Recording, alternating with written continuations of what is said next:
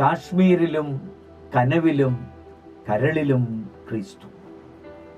കുരിശിൽ നിന്നിറങ്ങിയ ക്രിസ്തു കാശ്മീരിലെത്തി ശിഷ്ടകാലം അവിടെ ജീവിച്ചു എന്ന ഒരു ഗവേഷണ പ്രബന്ധം ജർമ്മൻ എഴുത്തുകാരൻ ഹോൾഗർ കേർസ്റ്റിൻ പ്രസിദ്ധീകരിച്ചിട്ടുണ്ട്. Jesus lived in India, his unknown life before and after the crucifixion എന്നാണ് ഈ പുസ്തകത്തിന്റെ ശീർഷകം. 1973 അപ്രകാരം ഒരു കൗതുക വാർത്ത യഥാർത്ഥത്തിൽ ഹോൾഗറിന് കിട്ടിയത്. തുടർന്ന് അയാളുടെ ജീവിതം മുഴുവൻ ഈ ഒരു അന്വേഷണത്തിന്റെ പിറകിലായി. പിന്നെയുള്ള പഠനവും യാത്രകളും എല്ലാം ഈ ഒരു കാര്യത്തിനായി. റഷ്യൻ ചരിത്രകാരനായിരുന്ന നിക്കോളോയ് നോട്ടോവിച്ച് 1887 കാശ്മീരിൽ വന്നിരുന്നു എന്ന് അദ്ദേഹം പ്രസിദ്ധീകരിച്ചിരുന്നു. ഹിമാലയ സാനുക്കളിലെ ആ സാഹസികമായ യാത്രയ്ക്കൊടുവിൽ 3500 മീറ്റർ സമുദ്രനിരപ്പിൽ നിന്ന് ഉയരമുള്ള ലഡാക്കിനടുത്തുള്ള സോജി ലേ എന്ന പ്രദേശത്തെ ഹാപ്പി വാലി അദ്ദേഹം സന്ദർശിക്കാനിടയായി. ആഴ്ചകൾ നീണ്ട അലച്ചിലുകൾക്കൊടുവിൽ ഒരു ബുദ്ധ ആശ്രമത്തിൽ അദ്ദേഹം താമസിക്കാൻ തുടങ്ങി. അവിടുത്തെ ആശ്രമശ്രേഷ്ഠൻ ആകസ്മികമായി ഒരു ക്രൈസ്തവ ദലൈലാമയെ പറ്റി സംസാരിച്ചത് അദ്ദേഹം കൂടുതൽ ശ്രദ്ധിച്ചു. അങ്ങനെ ദൈവപുത്രനായ ബുദ്ധഭിക്ഷു ഈശയെ പറ്റി വിവരിക്കുമ്പോൾ അയാൾ കൂടുതൽ വാചാലനായതും അദ്ദേഹം ശ്രദ്ധിച്ചു. അത് നോട്ടോവിച്ചിനെ അതിശയിപ്പിച്ചു, ആകാംക്ഷഭരിതനാക്കി. അങ്ങനെ ക്രിസ്ത്യൻ ദലൈലാമയായ ഈശ പ്രവാചകനെ സംബന്ധിച്ച പ്രതിപാദ്യം യേശുക്രിസ്തുവിന്റെ ജീവിതവും പ്രബോധനങ്ങളുമായുള്ള ആ സാമ്യം നോട്ടോവിച്ചിനെ ഒരു കൂടുതൽ അന്വേഷണ ത്വര അയാളിൽ ഉളവാക്കി.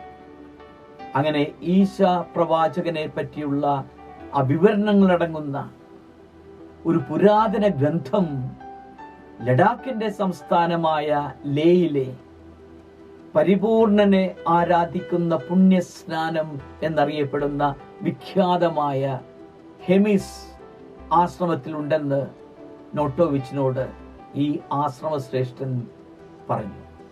അങ്ങനെ നോട്ടോവിച്ച് പിന്നീട് ആ ഋഷിസ്ഥാനം ലക്ഷ്യമാക്കി സഞ്ചാരം തുടർന്നു.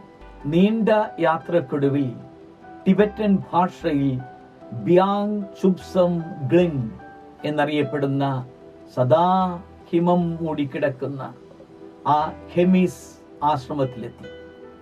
ഘോരമായ മഞ്ഞു വീണ ആ ഒറ്റടി പാതയിലൂടെയുള്ള ആ ദുർഘട യാത്രയിൽ നോട്ടോവിച്ച് വീണ് കാലൊടിഞ്ഞ് കടുത്ത വേദനയുമായിട്ടാണ് ഈ ആശ്രമത്തിൽ അദ്ദേഹം വന്നെത്തിയത്.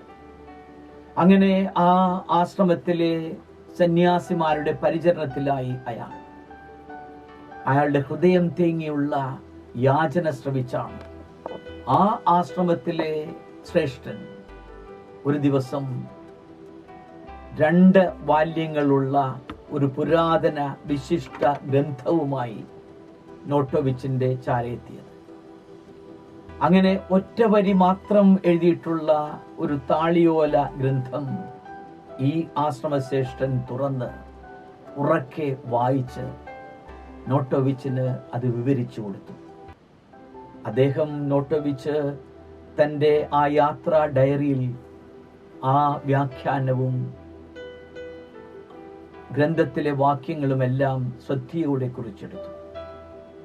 1887 ഒക്ടോബർ 14 നവംബർ 26 ഇടയ്ക്കാണ് ഈ കാശ്മീറും ലഡാക്കുമൊക്കെ നോട്ടോവിച്ച് സന്ദർശിച്ചത്. റഷ്യയിലെ ക്രിമിയക്കടുത്തുള്ള കേച്ചിൽ 1858 ഓഗസ്റ്റ് മാസം 25 ഒരു യഹൂദ നബിയുടെ 2ാമത്തെ പുത്രനായി നിക്കോളോയ് അലക്സാൻഡ്രോവിച്ച് നോട്ടോവിച്ച് ജനിച്ചത്. പിന്നീട് സെന്റ് പീറ്റേഴ്സ്ബർഗ് യൂണിവേഴ്സിറ്റിയിലെ ചരിത്ര ഗവേഷണ വിദ്യാർത്ഥിയായിരുന്നു.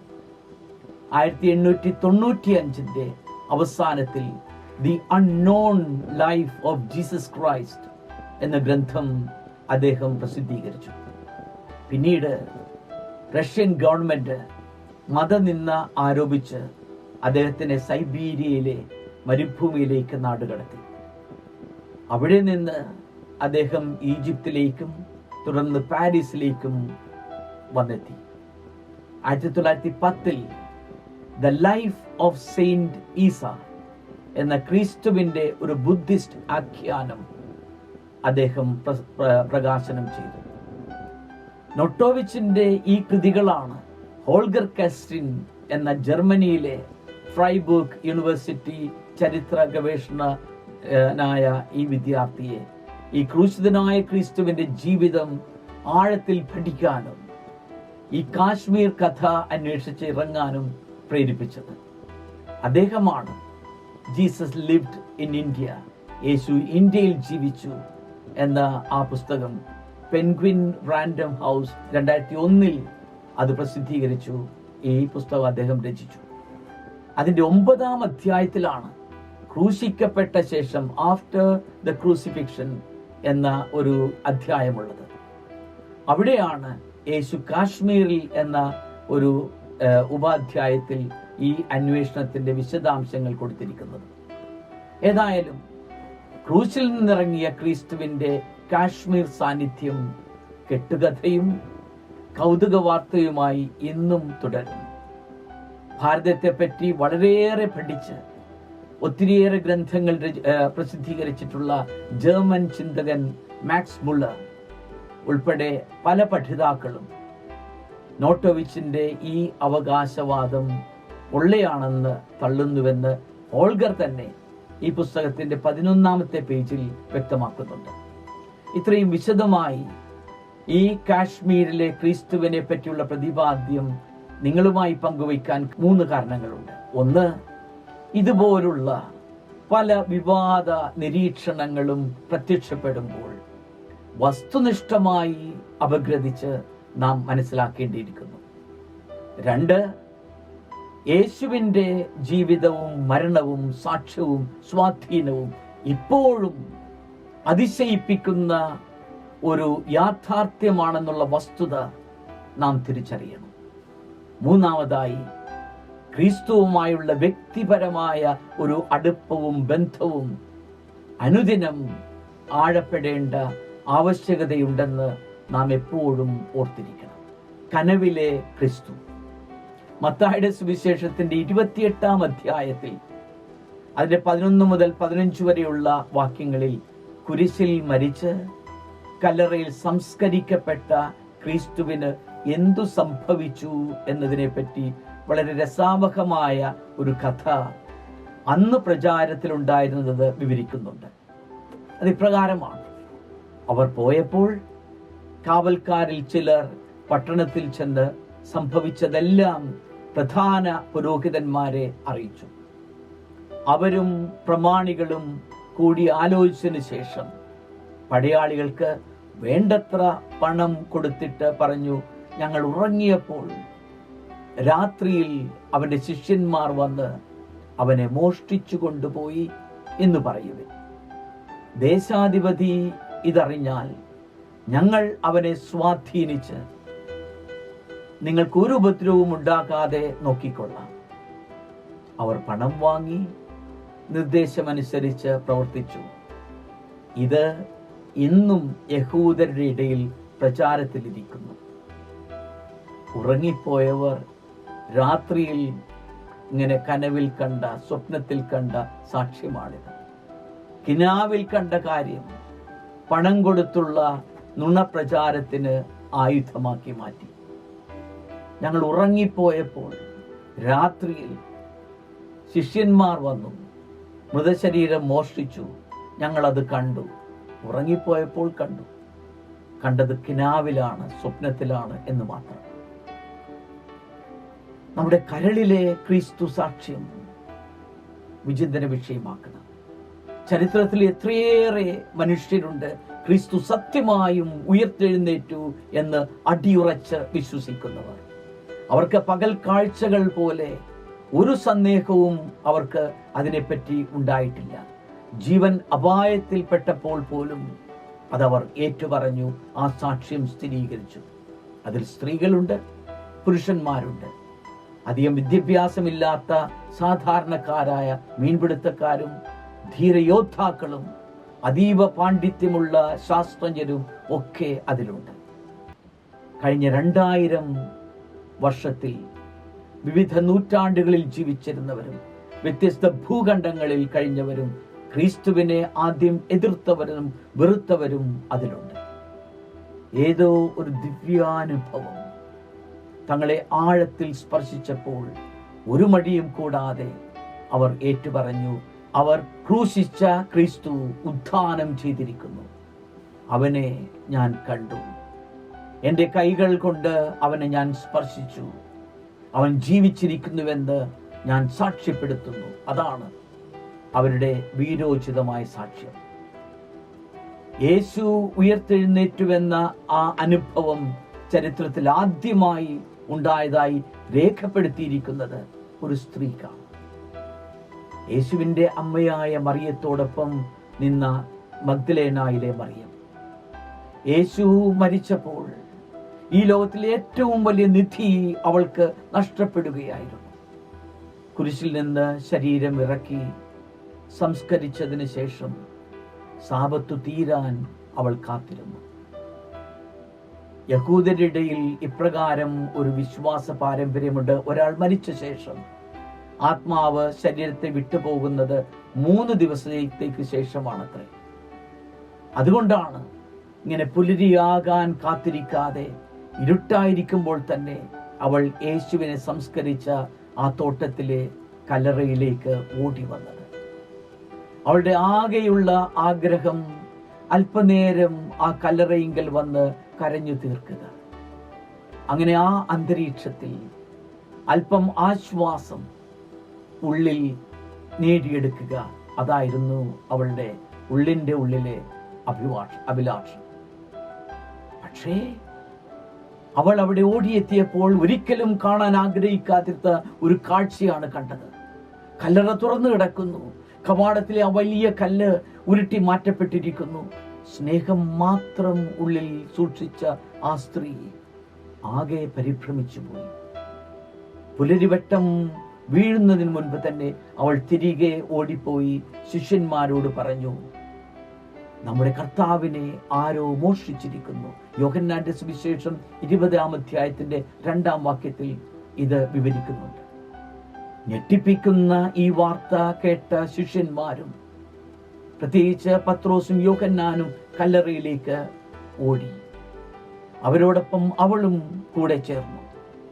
കല്ലറയിൽ വന്ന് നോക്കിയപ്പോൾ ശരീരം പൊതിഞ്ഞ ആ കച്ച മാറിക്കിടക്കുന്നതും തലയിൽ കെട്ടിയിരുന്ന തൂവാല ചുരുട്ടി വച്ചിരിക്കുന്നതും അവർ കണ്ടു. മരണത്തിന് ശേഷം 3-ാം നാൾ താൻ ഉയർത്തെഴുന്നേൽക്കുമെന്ന് ക്രിസ്തു പറഞ്ഞിരുന്നത് അതുവരെ അവർക്ക് മനസ്സിലായിരുന്നില്ല. അവർ സാവധാനം അവിടെ നിന്ന് തിരികെ പോയി. എന്നാൽ അവൾക്ക് അവിടെ നിന്നും പിരിഞ്ഞു പോകുവാൻ മനസ്സ് വന്നില്ല. കാരണം താൻ ഇത്രയധികം സ്നേഹിച്ച ഒരു പുരുഷൻ ഈ ലോകത്തിൽ ഉണ്ടായിരുന്നില്ല. അവൾ ആ തോട്ടത്തിൽ നിന്ന് വിട്ടുപോകാനാവാത്ത വിധത്തിൽ അവൾ അവിടെ തനിച്ചു നിന്നു. സ്നേഹത്തിന്റെ ഒരു നിർമ്മല ശാഠ്യം ഉള്ളിൽ ഇങ്ങനെ കാത്തു സൂക്ഷിച്ചുകൊണ്ട്. അപ്പോഴാണ് ആരോ പിറകിൽ നിന്ന് അവളെ പേര് ചൊല്ലി വിളിച്ചത് മറിയം. കരഞ്ഞു കരഞ്ഞ് കണ്ണുനീർ നിറഞ്ഞ് ആ കണ്ണുകൾക്ക് ആ ആളെ അവൾക്ക് ആദ്യം തിരിച്ചറിയാനായില്ല. എന്നാൽ ആ തരളിത സ്നേഹം തുളുമ്പി നിൽക്കുന്ന ആ സുന്ദര ശബ്ദം അവളുടെ കാതിനും കരളിനും പണ്ടേ പിടിച്ചു പോയതും എന്നും തിരിച്ചറിയുന്നതുമായിരുന്നു. അതൊന്ന് കേൾക്കുവാൻ എത്രയോ വട്ടം അവൾ ഇങ്ങനെ വെമ്പൽ പൂണ്ടിരുന്നു. അവളുടെ സ്വാഭാവികമായ പ്രതിസ്പന്ദനം, പ്രഭുവേ, എൻ്റെ ഗുരു. പിന്നീടുള്ള എല്ലാ പ്രഭാതങ്ങളിലും അവൾക്ക് ജീവിതത്തിൽ മാറ്റുകൂട്ടിയ ആ ഉദയക്കണി ആയിരുന്നു ആ പുണ്യ ദർശനം. ചരിത്രത്തിൽ നിന്ന് യേശുവിന്റെ നാമം ഉന്മൂലനം ചെയ്യാൻ സർവശക്തിയും ഉപയോഗിച്ച് പടപൊരുതിയ ഒരു സൈനിക ഉദ്യോഗസ്ഥനാണ്. പിന്നീട് ഏറ്റവും കരുത്തോടുകൂടെ ക്രിസ്തുവിന്റെ ഉദ്ധാനത്തിന് സാക്ഷ്യം വഹിച്ചതും പ്രഘോഷിച്ചതും. ഡമാസ്കസിലേക്കുള്ള ആ യാത്രാമധ്യേ കുതിരപ്പുറത്തു നിന്ന് തകിടം പറഞ്ഞ് താഴെ വീഴുകയും ആ വീഴ്ചയിൽ ക്രിസ്തുവിനെ ദർശിക്കുകയും ചെയ്ത സാവൂൾ ഉദ്ധിതനായ ക്രിസ്തുവുമായി ഏറെ അടുത്തു. ആ ജീവിതവുമായി താതാത്മ്യം പ്രാപിച്ചു. ഗലാത്യർക്ക് എഴുതിയ ലേഖനത്തിൽ അദ്ദേഹം കുറിച്ചു, അതിന്റെ 2-ാം അധ്യായത്തിന്റെ 20-ാം വാക്യത്തിൽ, ഇനി ഞാനല്ല, എന്നിൽ ക്രിസ്തുവാണ് ജീവിക്കുന്നത്. അങ്ങനെ ആദിമ നൂറ്റാണ്ടിൽ തന്നെ എത്രയോ പേർ ക്രിസ്തുവിലുള്ള വിശ്വാസം ധീരതയോടെ സമൂഹത്തിന്റെ മധ്യേ പ്രഖ്യാപിച്ചു. ശിഷ്യപ്രമുഖനായ പത്രോസ്, പ്രഥമ രക്തസാക്ഷിയായ സ്റ്റീഫൻ, വിശ്വാസദീപവുമായി ഭാരതത്തിലെത്തി രക്തസാക്ഷിത്വ മകുടം ചൂടിയ തോമസ്, മറ്റപ്പോസ്തലന്മാർ, രക്തസാക്ഷികൾ. പിന്നീടുള്ള നൂറ്റാണ്ടുകളിലും ഈ സജീവ സാക്ഷ്യത്തിന്റെ വീരചരിത്രം തുടരുന്നു. പ്രസിദ്ധ കത്തോലിക്ക ദൈവശാസ്ത്രജ്ഞനായ തോമസ് അക്വിനാസ് എഴുതി, ഉയർപ്പിക്കപ്പെട്ട ശിഷ്യന്മാരാണ് ക്രിസ്തു ഉയർത്തെഴുന്നേറ്റു എന്നതിൻ്റെ ഏറ്റവും വലിയ തെളിവും സാക്ഷ്യവും. Proof and witness. ഉയർക്കപ്പെട്ട ശിഷ്യന്മാരാണ് ക്രിസ്തു ഉയർത്തെഴുന്നേറ്റു എന്നതിൻ്റെ ഏറ്റവും വലിയ തെളിവും സാക്ഷ്യവും. ഫ്രാൻസിലെ പത്തേമാരികളിൽ അടിമകളാക്കപ്പെട്ടവർക്ക് അത്താണിയായ വിശുദ്ധ വിൻസെന്റ് ഡി പോളിനെ പോലെ, മൊളോക്കോ ദ്വീപിലെ ആ കുഷ്ഠരോഗികളെ പരിചരിച്ച് ശുശ്രൂഷിച്ച് അവസാനം ഒരു കുഷ്ഠരോഗിയായി മാറിയ ഫാദർ ഡാമിയനെ പോലെ, കൽക്കത്തയിലെ തെരുവിൽ ഈ അനാഥ കുഞ്ഞുങ്ങളെ ഇങ്ങനെ മാറോട് ചേർത്ത് പരിപാലിച്ച വിശുദ്ധയായ മദർ തെരേസയെ പോലെ ജീവിതത്തിൽ കാരുണ്യത്തിന്റെ കിനിവും ഹൃദയത്തിൽ സ്നേഹത്തിന്റെ ഊഷ്മളതയും ത്യാഗവും നിറഞ്ഞു നിൽക്കുമ്പോൾ കാൽവരിയിലെ ആ മഹാത്യാഗത്തിലൂടെ ഉദ്ധിതനായ ക്രിസ്തു ഇന്നും ജീവിക്കുന്നു. ആ കരളിലെ ക്രിസ്തു സാക്ഷ്യമാണ് ഇന്ന് ഓരോ ക്രൈസ്തവന്റെയും മുന്നിലെ വെല്ലുവിളി.